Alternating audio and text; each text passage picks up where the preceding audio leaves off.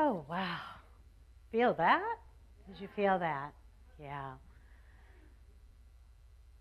My soul rests in this embrace of spirit, this embrace of spirit. I am yours and you are mine. This is unity. There is no separation. And what this lesson is teaching us, the idea that the illustration that Yeshua keeps giving over and over and over, and in this particular lesson 8, is the illustration, the teaching example of the wave to the ocean. And that the ocean is the expansive depth and breadth of the all that is spirit, is God, is source, is substance, is supply, is the all that is. I'm so grateful that I get to live near an ocean, so that as I'm contemplating, as I'm studying, as I'm praying, as I'm reading, I get to walk alongside the ocean. And I get to sit and meditate and look upon it and see it as being vast, farther than the eye can see, and the depth I can't even imagine. And that we're always looking for teaching examples to bring us to the idea of the expanse of the all that is. And so the ocean is it for this. But furthermore, what we're also saying here is that each and every one of us is an aspect of that all that is. And how is that demonstrated? How is that extended? It is extended as a wave of the very self-same ocean that it extends from, meaning not different in substance from it, meaning extending, empowered and empowered by it, this all that is. And so this is just something to tantalize the mind and the heart to open to the expansiveness of this, but not only this, but of you, of each and every one of us, as an extension of the all that is. This material that I've selected is consistent with our unity teaching and our unity principles, which begin with God is, source, creator, the all that is, and that each of us is a divine emanation of it. And in unity, we call that wave the Christ, that there is a Christ inherent within each of us. Not to be confused with the one named Yeshua, but to look to Yeshua as the example of someone who got it. Not the great exception, but the great example of what's inherent within each of us. And told each of us not to worship me being Yeshua, but to follow me, to follow in these footsteps, to follow in one who knew absolute oneness with the all that is. The subtitle of this is, so let's talk with the title first, because I don't think it was clear, but you are the creator of your experience. And continuously, each and every one of us is creating our experience. And the subtitle is, you're not a victim. We are not a victim of what we experience in our lives.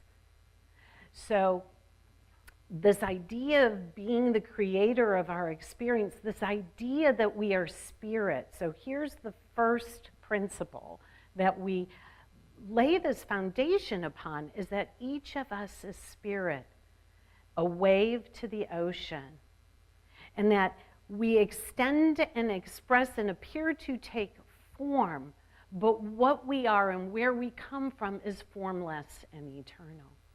And so the only thing that we have, the reading said, is our awareness and our use of our awareness. And we know this from our fundamental teachings. Where am I placing my attention? What am I focusing on? And what we focus on increases and tends to be what we experience in our lives. So therefore, we have volition. Therefore, we get to choose what we are focused upon. And so the illustration is the idea that if you could imagine with me going beyond the ocean and then just settling in a pool. Let's say we're standing in a pool, maybe about, for me, I don't know, 3 feet, two maybe. Might have been 3 feet on Christopher.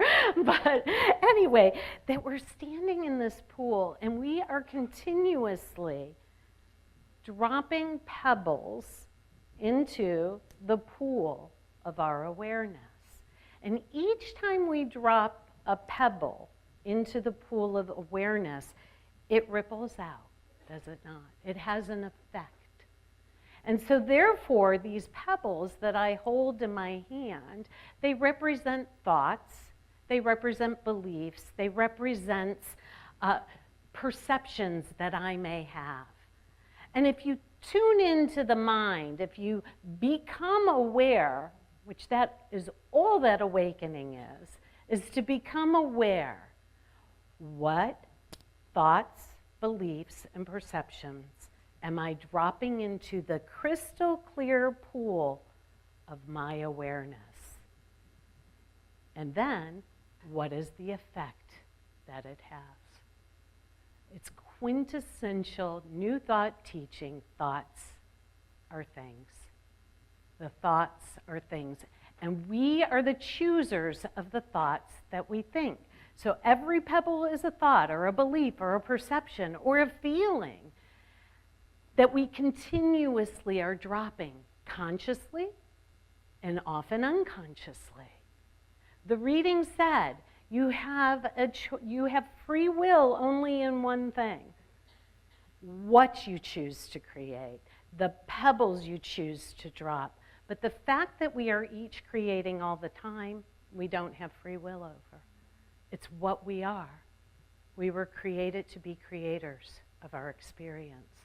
And so, so that's the illustration. And the question then becomes to wake up and become aware of what we're creating in our lives and as our lives, or in this community, or in our family, or in our workplace. So each of us walked into the sanctuary. Each of us has an experience of life and the ripples going on in our lives. And each one of us probably has an area that's a challenge right now. Each one of us probably has an area that we would like to see a shift in. We'd like to experience differently. And sometimes we're not even aware of that yet. Sometimes it's a complaint. Sometimes it's something that we're critical of. And then we can tune in a little bit deeper and think, okay, I seem to be critical. I seem to be complaining. That must mean I want something to be different. What do I want to be different? Now, 78% of the population, according to David Hawkins' Power versus Force, the calibration of energy, would say that most people would answer, 78% would answer that the problem's out there. So I have to go fix the problem out there. What this is teaching is exactly, exactly what Unity has been teaching. Exactly what the philosophers have been teaching. Exactly what awakened beings have been teaching, which is the as above, so below. I am one with that which is the creator of all that is, the ocean, as within, so without. The solution isn't out there. So funny, the Serenity Prayer from 12 Steps AA came up recently. God, grant me the serenity to accept the things I cannot change. And that's a big chunk. What can I change? I can't change you. I can't change the outer world, people, places, things, or conditions. I can't even change the effect I've already put out there because it's in the can. It's already been done. But what can I do? I can have the courage to change the things I can. I can have the courage to change the pebbles that I'm dropping into the pool of awareness, and I can begin to create different ripples in my life. And so that is what awareness is about. We often think that awakening is this huge proposition. It's really just becoming aware and conscious of what we're creating. So the reading said that we are a wave, a soul, a web of a relationship arising from the holy mind of God. So the holy mind of God representing the ocean, right? And that we are a wave coming out of that ocean. This makes us in relationship with the ocean. The wave is not separate from the ocean. It's in relationship with it. Sometimes I think it's a bummer, you know, if I could just go off on my own, everything would be okay. But the fact is that we were created in relationship. Look around. There's a whole bunch of us. We are in relationship. And the primary relationship is our relationship with Creator, our relationship with ourselves, and our relationship with everyone else. We're in this web of relationship. So not only am I dealing with my ripples, I'm dealing with your ripples too. I mean, come on, how can this be? And so sometimes it feels turbulent, does it not? And so we have the ability to calm the waters. The song, to have our sight, our vision above those turbulent waters. As the oceans are rising, as the ripples just seem to be turbulent, we have the ability to pause, to observe, and to create from there something new. So a wave can't be separate from the ocean, and it means that this relational experience with that Yeshua is continuously demonstrating is that how we calm the waters is to unify with the depth of the waters themselves, to meet that source at the depth of its being, to understand that I am a part of it, it is a part of me, and you are a part of me, and I am a part of you. We are one. So we are not simply carrying consciousness around inside ourselves, but we're participating in a field of consciousness. In New Thought, they call that race consciousness. We're not just healing our own consciousness, we're healing all of the thoughts, all of those pebbles that have ever been tossed into that pool of awareness for all of time. Now you might think, well, how could we ever heal that? How could we ever calm those waters?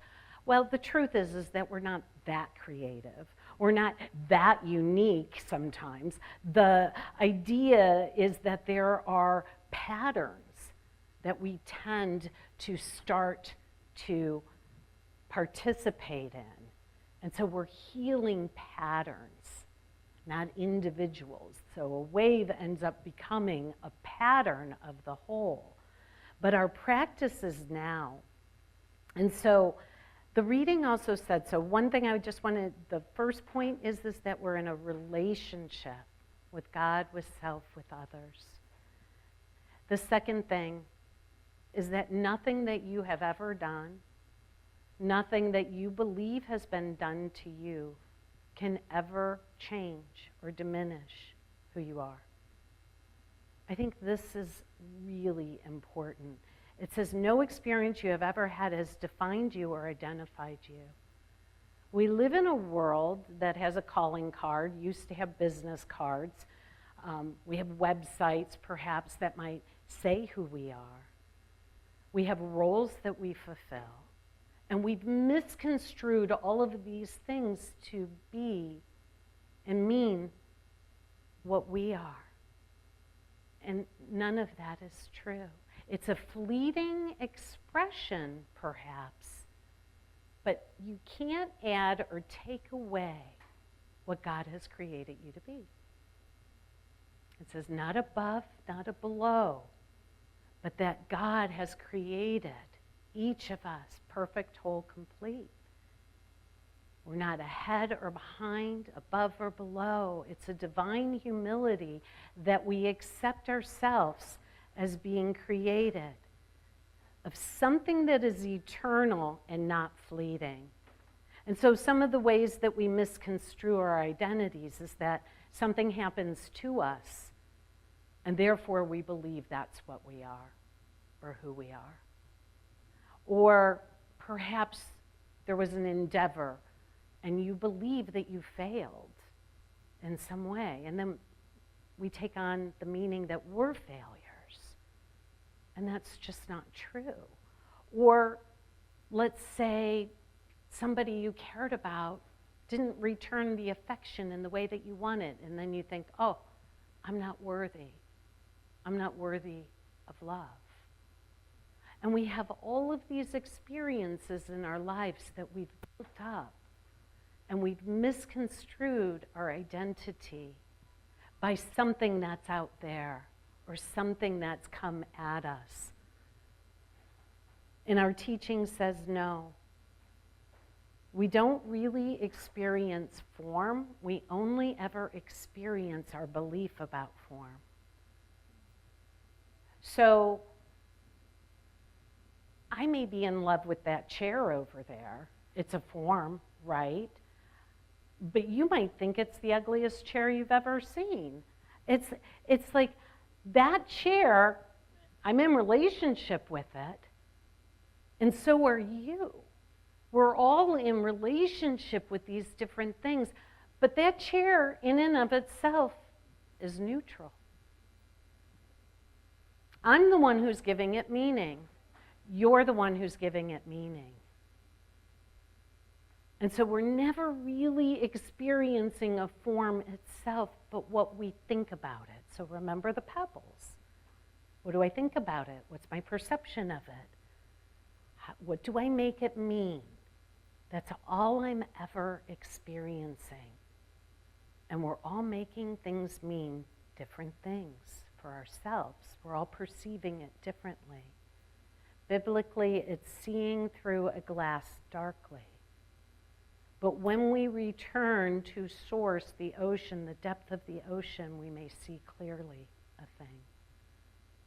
And it is from there that we pause and we drop new pebbles, new thoughts, new ideas into the field of our awareness. And so we are the creators of our experience. And we don't get to opt out of that, it said. You are then eternally a creator. And it's the one thing you have no choice over. So the choice is, in this community, we said we're going to spiritually awaken. And all that means is that we're going to become aware. That's all. I think we make it so complicated, don't we, sometimes? But we're just taking responsibility. I don't like that word sometimes. Do you guys like that word? I'm taking responsibility. I'm taking not just a little, not just a smidgen, but 100% responsibility. Not for you or what you're experiencing, but for how I'm experiencing life. And when I do that, I begin to take my place at the right hand of the Father, Mother, God, and to begin to create like unto the Creator. I can't do that alone. I can't do that outside of my relationship with God. But when I join in that, I can see above the waters rising, the conditions of the world, and I can begin to take responsibility for my experience, and I can create from there. Like unto the Creator, which ends up being pebbles of love, of peace, of joy, of transformation, of insight.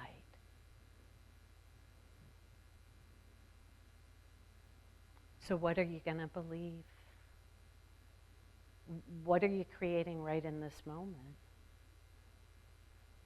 What pebbles are you dropping right now? What are you giving meaning to? And what vibration are you allowing to settle within the sanctuary of your being?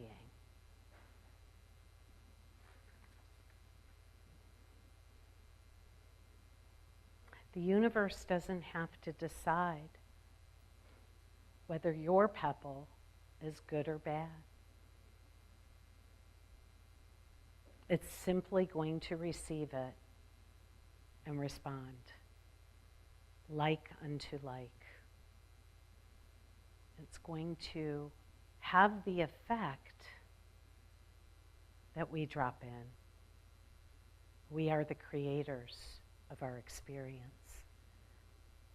This isn't about judgment, it's about freedom. This isn't about blame, it's about self-responsibility and empowerment. This isn't about passivity or what's being given to me. It's about participation and what I'm choosing, moment by moment, breath by breath, thought by thought, pebble by pebble. We take a breath. Awakening is not becoming something you aren't. It's relaxing into becoming what you already are. It's so hard for us to be other than what we're made to be.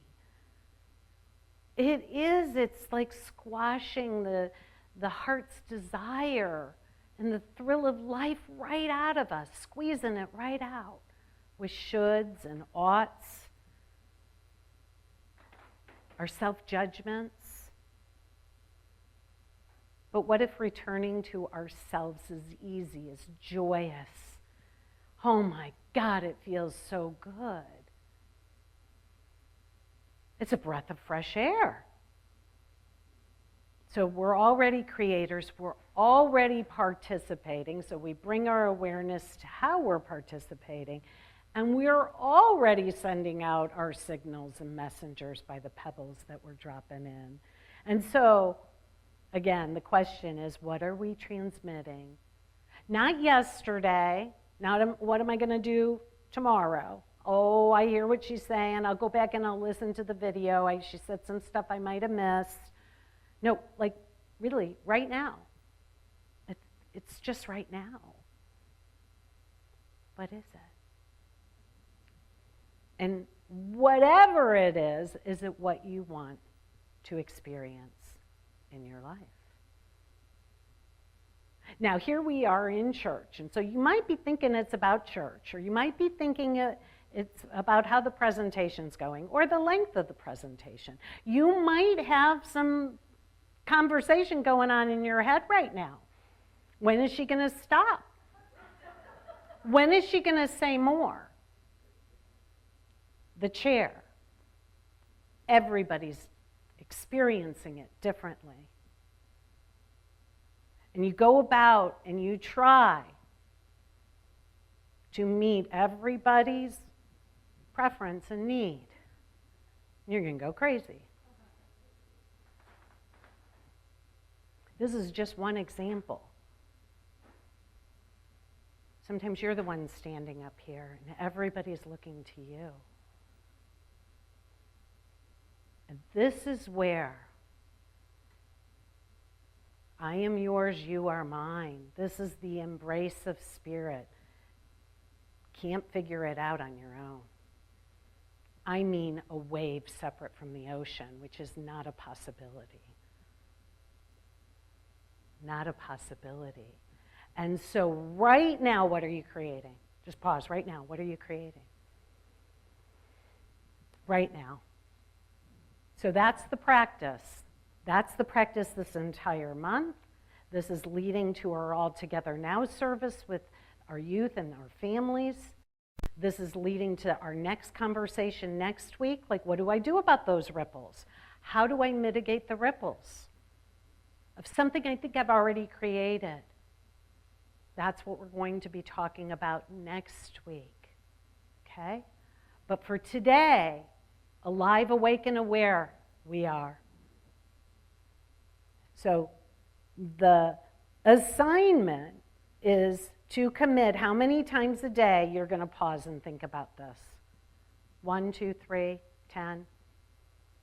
Pick a number, just any number, everybody. Just pick your own number. You don't have to tell anybody, except me later. No, wink, wink.